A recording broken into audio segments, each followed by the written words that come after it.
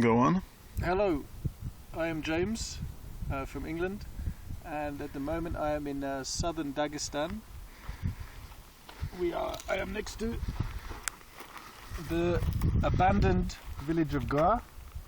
Nobody lives there anymore. And in the background we can see the mountain of Shalbuzdag, very famous mountain. And in the valley below is the Samur River.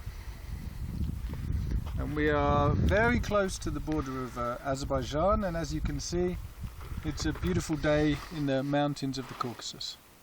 Okay, and who or what made you to come here? I was forced to come here by my teacher Abdullah Bokor. Not forced, emotionally forced. He showed me a wonderful picture of the village of Gra, and we both said, oh, we have to go. So Thank you very much.